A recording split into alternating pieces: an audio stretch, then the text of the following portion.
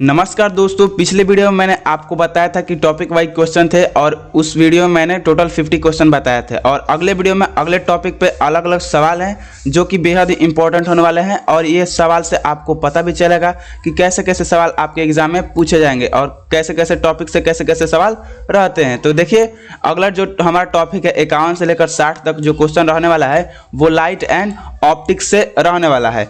51 से जो 60 तक है वो लाइट एंड ऑप्टिक्स से रहने वाला है, यानी जितने भी प्रश्न आएंगे वो प्रकाश और प्रकाशिकी। तो सबसे पहले मैं आपको बता दूं कि अगर आप हमारे चैनल पर नए हैं तो चैनल को सब्सक्राइब कर लीजिए, क्योंकि इस चैनल पर आपको इस एग्जाम से सभी तैयारी कराई जाती है जो कि आपके लिए बहुत ही इंपॉर्टेंट होने वाली है। तो आप चैनल को सब्सक्राइब करें, घंटी को ऑल पर सिलेक्ट करके दोस्तों में शेयर कर दीजिए और वीडियो को देख रहे हैं तो वीडियो को लाइक कर दीजिए। तो देखिए, हमारा 51 नंबर सवाल है कि प्रकाश की चाल निर्वात में कितनी होती है। प्रकाश की चाल निर्वात में कितनी होती है, तो ये मैंने बहुत बार आप लोगों को बताया है कि प्रकाश की चाल निर्वात में 3 लाख किलोमीटर पर सेकंड यानी 3 × 10⁸ मीटर पर सेकंड होती है। ऑप्शन डी हमारा राइट आंसर होने वाला है। अगला देखिए सवाल है कि यदि प्रकाश एक माध्यम से दूसरे माध्यम में प्रवेश करता है तो उसकी चाल में परिवर्तन को क्या कहते हैं, तो उसकी चाल में परिवर्तन को हम लोग कहते हैं अपवर्तन। अपवर्तन कहते हैं। अपवर्तन क्या है, जब प्रकाश की किरण एक माध्यम से दूसरे माध्यम में जाती है तो वह मुड़ जाती है। मुड़ने का कारण क्या है, मुड़ने का कारण है उसके चाल में परिवर्तन के कारण वो मुड़ जाती है। अगला है सवाल कि लेंस की क्षमता यानी पावर ऑफ लेंस का ऐसे मात्रक क्या है, तो लेंस का जो क्षमता का ऐसे मात्रक होता है वो डायऑप्टर होता है। डायऑप्टर होता है, या हम लोग इसको मीटर का पावर -1 भी बोलते हैं। अगला है सवाल कि एक उत्तल लेंस की फोकल लंबाई 20 सेंटीमीटर है तो उसकी क्षमता क्या होगी। इसी पर सवाल बन जाएगा। इसकी जो पावर क्षमता का फॉर्मूला होता है P = 1/f होता है, उसी पर सवाल बन जाएगा। P = 1/f, P बराबर होता है 1/f।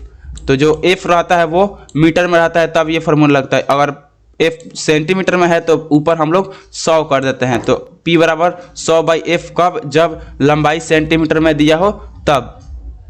तो देखिए 100/f हो जाएगा तो ये हो जाएगा 5, कट के 5 आ जाएगा यानी। और उत्तल लेंस है तो उत्तल लेंस की फोकल लंबाई प्लस में होती है और क्षमता भी प्लस में होती है, तो +5 आंसर इसका हो जाएगा। अगला है सवाल, देखिए अगला सवाल क्या है, समतल दर्पण में प्रतिबिंब कैसा बनता है। समतल दर्पण में प्रतिबिंब कैसे बनता है, तो आपको पता होना चाहिए तीनों दर्पण में प्रतिबिंब कैसे कैसा बनता है।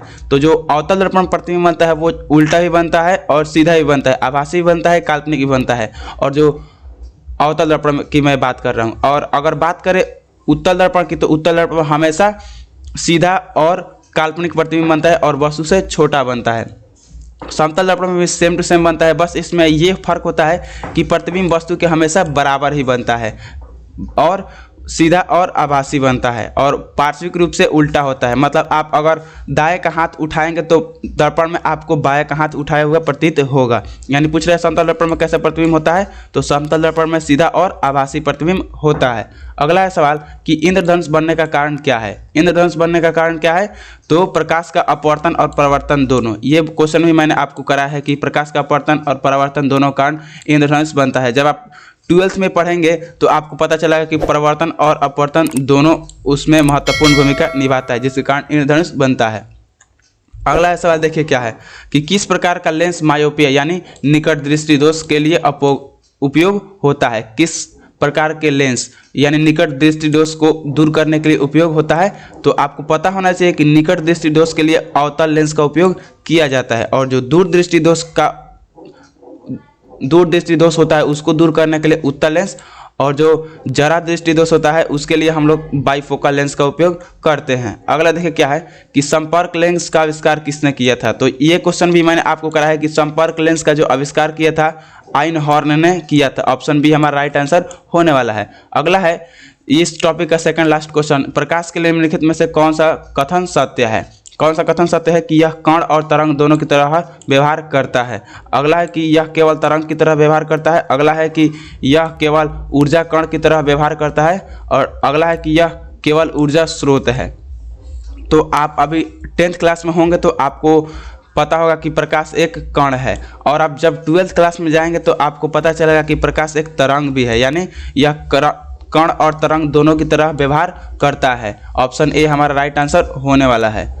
प्रकाश कण और तरंग दोनों की तरह व्यवहार करता है। अगला सवाल देखिए क्या है कि दृष्टि दोष यानी हाइपरमेट्रोपिया यानी दूरदृष्टि दोष को दूर करने के लिए किस प्रकार से लेंस से किया जाता है। तो मैंने आपको ऊपर ही बताया इस क्वेश्चन में कि दूरदृष्टि दोष को दूर करने के लिए हम लोग उत्तल लेंस का उपयोग करते हैं। दूरदृष्टि दोष को हम लोग हाइपरमेट्रोपिया कहते हैं और निकट दृष्टि दोष को हम लोग मायोपिया कहते हैं। अगला है देखिए सवाल कि अगला जो आप लोगों का सवाल होने वाला है वो केमिस्ट्री से होने वाला है, यानी chemical reaction and acid base and salts, यानी रासायनिक परिवर्तन और अम्ल, क्षार और लवण से आप लोगों का 61 से 70 के बीच सवाल होने वाला है।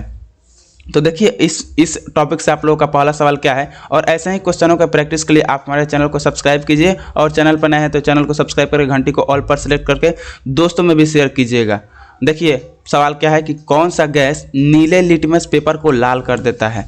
तो मैं आपको बता दूं कि नीले जो लिटमस पेपर को लाल करेगा वो अम्ल होगा, यानी सल्फर डाइऑक्साइड। ऑप्शन बी हमारा राइट आंसर होने वाला है। जो नीला को लाल करता है वो अम्ल होगा और जो नीला लिटमस पेपर को करेगा उसको वो क्षार करेगा। क्षार का पीएच मान कितना होता है? क्षार का पीएच मान 7 से अधिक होता है और जो अम्ल का पीएच मान होता है वो 7 से कम होता है। अगर 7 से कम है तो वो होगा अम्ल और 7 से ज़्यादा है तो वो होगा क्षार यानी भस्म, और जो 7 होगा उसको उदासीन होगा, उसमें ना ही अम्ल का गुण होगा और ना ही क्षार का गुण होगा। अब देखिए अगला सवाल है कि कौन सा अम्ल चींटियों के डंक में पाया जाता है। कौन सा अम्ल जो होता है वो चींटियों के डंक में पाया जाता है? तो फार्मिक अम्ल जो होता है वो चींटियों के डंक में पाया जाता है। अगला है सवाल कि जब किसी धातु पर अम्ल गिरता है तो कौन सी गैस निकलती है। तो आप लोगों को पता होगा कि जब धातु किसी अम्ल से अभिक्रिया करती है तो हमेशा हाइड्रोजन गैस मुक्त होता है। हाइड्रोजन गैस हमारा राइट आंसर होने वाला है। कुछ ऐसे ऐसे रिएक्शन होते हैं जो इंपॉर्टेंट होने वाले होते हैं, जो जिससे आप लोगों को बहुत सारे ऑब्जेक्टिव क्वेश्चन बनते हैं। तो आप लोग के अगर क्लास 10th की बात करें तो 7-8 ऐसे रिएक्शन है जिससे आप लोग का ऑब्जेक्टिव क्वेश्चन बनता है, तो आप लोग उन सब को याद कर लीजिएगा। अगला है सवाल कि सोडियम हाइड्रोक्साइड का पीएच मान क्या होता है। तो ये एक बहुत अधिक भस्म होता है, बहुत अधिक क्षार होता है जिसका पीएच मान होता है 14 से आप अंदाज लगा सकते हैं कि क्या इसका पीएच कितना, ये कितना अधिक, कितना पावरफुल क्षार होगा। अगला है देखिए सवाल कि कौन सा यौगिक प्लास्टर ऑफ पेरिस बनाने में उपयोग होता है। कौन सा यौगिक? तो आपको पता होना चाहिए कि कैल्शियम सल्फेट यानी CaSO4 का उपयोग प्लास्टर ऑफ पेरिस यानी जो हाथ पैर टूटा रहता है और उसमें जो प्लास्टर किया जाता है उसी में इसका उपयोग किया जाता है, कैल्शियम सल्फेट का। अगला है सवाल देखिए कि एक रासायनिक प्रक्रिया में अगर तापमान बढ़ाया जाता है तो प्रतिक्रिया के दर पर क्या प्रभाव पड़ता है। तो आप लोगों को पता होगा कि अगर किसी रासायनिक अभिक्रिया में तापमान बढ़ाया जाए तो अभिक्रिया की दर बढ़ जाता है, यानी अगर दर बढ़ेगा तो समय घट जाएगा, यानी बहुत ही जल्दी वो अभिक्रिया कंप्लीट हो जाएगी। यानी ऑप्शन ए हमारा राइट आंसर हो जाएगा, यानी ऑप्शन ए बढ़ती है। प्रक्रिया की दर क्या होता है? बढ़ता है। अगला है सवाल कि एंटीसेप्टिक क्रीम में कौन सा यौगिक होता है। तो एंटीसेप्टिक क्रीम में कौन सा यौगिक होता है? तो बोरिक अम्ल होता है। बोरिक अम्ल होता है जो कि कीटाणुओं को मारने में हमारी मदद करता है। अगला है सवाल कि फोटोसिंथेसिस के दौरान मुक्त ऑक्सीजन कहाँ से आती है। तो आप लोग पता होगा कि जल बना होता है H2O से बना होता है, जिसमें हाइड्रोजन और ऑक्सीजन दोनों पर्याप्त मात्रा में होते हैं। तो जब फोटोसिंथेसिस यानी प्रकाश संश्लेषण की क्रिया होती है तो जो हाइड्रोजन निकलता है वो यही ऑक्सीजन निकलता है, वो यही ऑक्सीजन होता है जो कि वायुमंडल में पेड़ पौधे छोड़ते हैं, यानी जल से। जल का सूत्र ही होता है H2O। अगला है देखिए सवाल कि यदि किसी रासायनिक प्रतिक्रिया में ऊर्जा का उत्सर्जन होता है तो उसे क्या कहते हैं। तो ऊर्जा का उत्सर्जन जिसमें होता है उसे ऊष्माक्षेपी प्रक्रिया कहते हैं, और किसी भी रासायनिक प्रक्रिया को कराने के लिए अगर हमको खुद से ऊष्मा देना पड़े तो उसको हम लोग कहते हैं ऊष्माशोषी प्रक्रिया। इससे आप लोगों को अंदाज़ा लग जाएगा कि कैसे कैसे सवाल आएंगे। अब देखिए इस टॉपिक का लास्ट सवाल क्या है, 97वां सवाल है कि साबुन बनाने की प्रक्रिया को क्या कहते हैं। तो साबुन बनाने की प्रक्रिया को हम लोग सैपोनिफिकेशन कहते हैं। ऑप्शन बी हमारा राइट आंसर होने वाला है। अब देखिए जो अगला सवाल होने वाला है 71 से लेकर 80 के बीच, वो होने वाला है life process and reproduction. Life process और रिप्रोडक्शन। तो देखिए 71 नंबर सवाल क्या है कि मानव पाचन तंत्र का सबसे लंबा भाग कौन सा है। मानव पाचन तंत्र का सबसे लंबा भाग कौन सा है। तो जो सबसे लंबा भाग होता है वो छोटी आंत होती है। इसकी लंबाई लगभग 8 से 10 मीटर तक की होती है। इसी से आप अंदाज़ा लगा सकते हैं यह कितना लंबा होता है। अगला है कि पौधों में जल और खनिजों का परिवहन किसके द्वारा होता है। पौधों में जल एवं खनिजों का परिवहन किसके द्वारा होता है। तो ये जो होता है जल और खनिज बोल रहा है तो ये जाइलम के द्वारा होता है।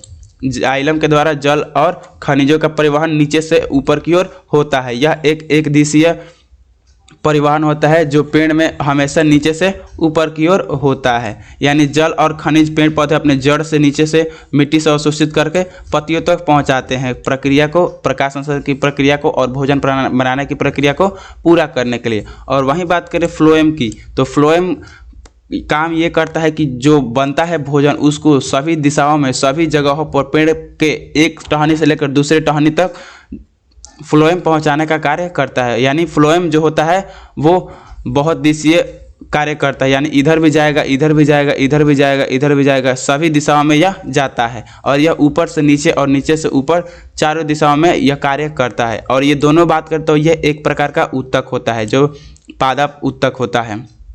अगला है सवाल 73 नंबर कि मानव शरीर में सबसे बड़ी कोशिका कौन सी है। तो मानव शरीर में सबसे बड़ी जो कोशिका होती है वो अंडाणु होती है और जो सबसे छोटी कोशिका होती है वो होती है शुक्राणु।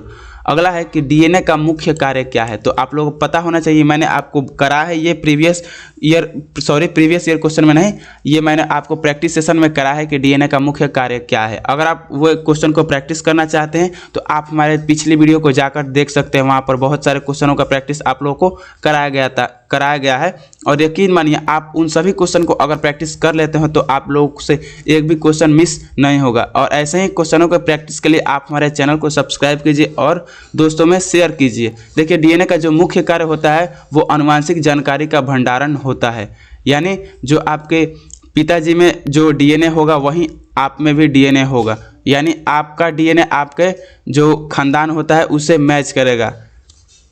अगला है सवाल कि पौधों में श्वसन प्रक्रिया कहाँ होती है। तो पौधों में जो श्वसन की प्रक्रिया होती है वो माइटोकॉन्ड्रिया में होती है। श्वसन की प्रक्रिया के दौरान ही ऊर्जा का उत्पादन होता है, इसलिए हम लोग माइटोकॉन्ड्रिया को पावर हाउस कहा जाता है, यानी ऊर्जा का भंडार कहा जाता है। अगला है सवाल कि हृदय का दायां भाग किस प्रकार का रक्त पंप करता है। हृदय का दायां भाग किस प्रकार का रक्त पंप करता है। ऑप्शन ए है शुद्ध रक्त, ऑप्शन बी है अशुद्ध रक्त, ऑप्शन सी है ऑक्सीजन युक्त रक्त और ऑप्शन डी है कोई नहीं। तो आप लोगों को पता होना चाहिए कि हृदय का जो दायां भाग होता है उसमें अशुद्ध रक्त का प्रवाह होता है, अशुद्ध रक्त का प्रवाह होता है। और जो शुद्ध रक्त का प्रवाह होता है वो धमनियों में होता है और हृदय के बायां भाग में शुद्ध रक्त का प्रवाह होता है।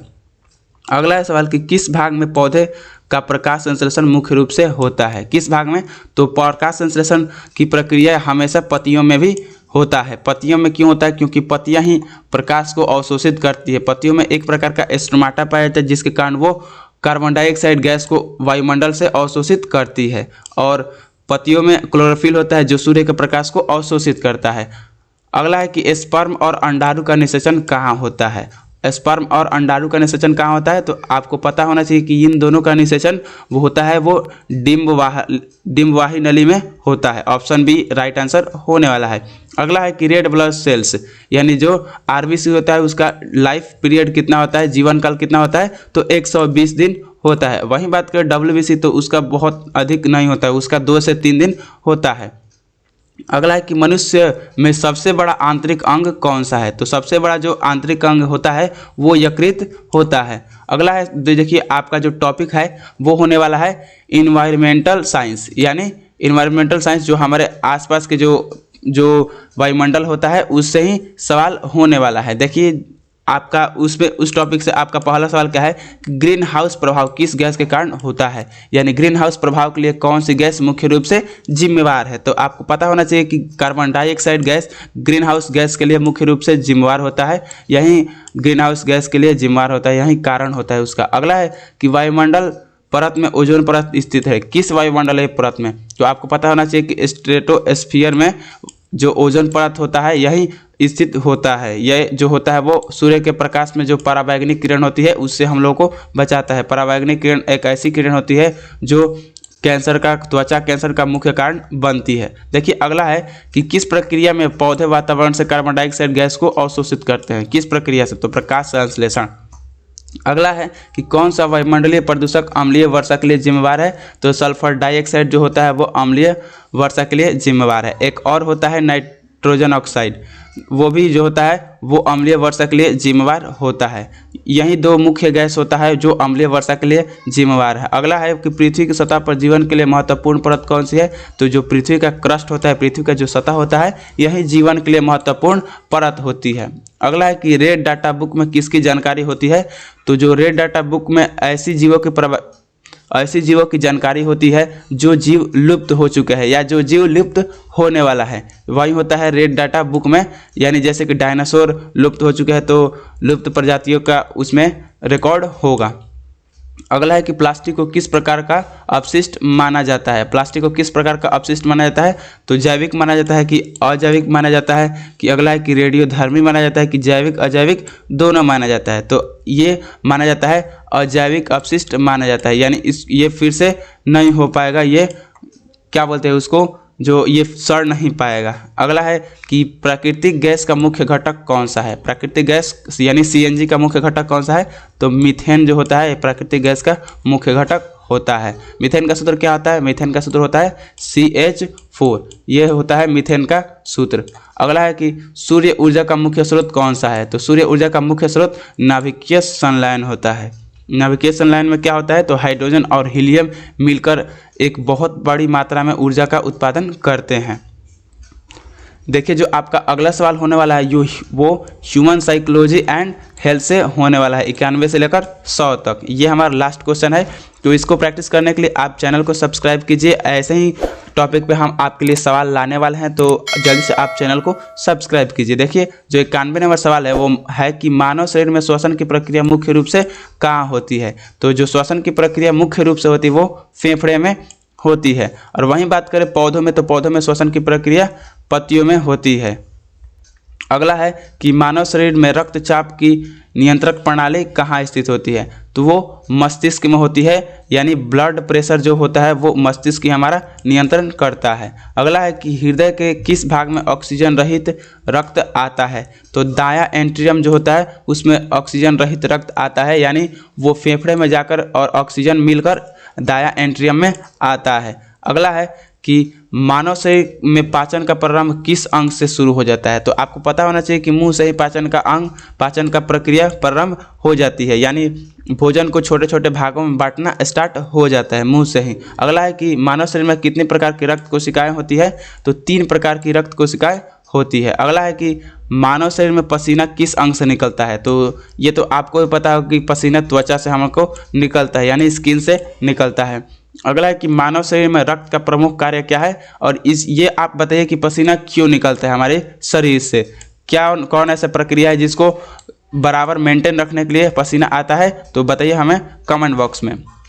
देखिए जो 97 नंबर सवाल है कि मानव शरीर में रक्त का प्रमुख कार्य क्या है? तो रक्त का जो प्रमुख कार्य है वो पोषक तत्वों का भी परिवहन है, ऑक्सीजन का भी परिवहन है और हार्मोन्स का भी परिवहन है। ऑप्शन डी हमारा राइट आंसर होने वाला है। अगला है कि कौन सा अंग इंसुलिन का उत्पादन करता है? कौन ऐसा अंग है जो इंसुलिन का उत्पादन करता है? तो जो अग्नाशय होता है, अग्नाशय हमारी एक ग्रंथि होती है, यही जो होता है वो इंसुलिन का उत्पादन करता है। अगला है कि मानव शरीर में किस अंग का कार्य शारीरिक संतुलन बनाए रखना है? तो ऑप्शन ए है मस्तिष्क है, कि हृदय है, कि सेरिब्रम है, सेरिबेलम है, कि यकृत है? तो आपको पता होना चाहिए कि मस्तिष्क में हमारा एक प्रकार का सेरिबेलम पाया जाता है जो कि हमें शारीरिक संतुलन को बनाए रखने में हमारी मदद करता है। ऑप्शन सी हमारा राइट आंसर होने वाला है। अगला है कि मानव शरीर में रक्त बहाव को नियंत्रित करने वाली संरचना क्या है?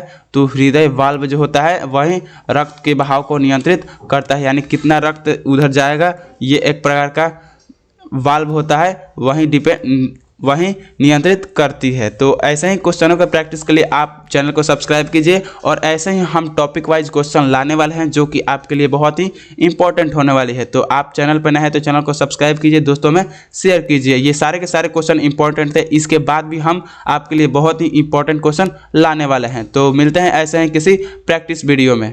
और अभी तक आप अपना एडमिट कार्ड डाउनलोड नहीं किए हैं तो जाकर एडमिट कार्ड डाउनलोड कर लीजिए। एडमिट कार्ड आप लोगों का आ चुका है। अगर आपको डाउनलोड करने नहीं आ रहा है तो आप हमारे पिछले वीडियो को जाकर देख लीजिए, लेटेस्ट वीडियो में, कि एडमिट कार्ड को कैसे डाउनलोड करें। बस 2 मिनट में जाकर आप वहां से डाउनलोड कीजिए और मिलते हैं अगले वीडियो में।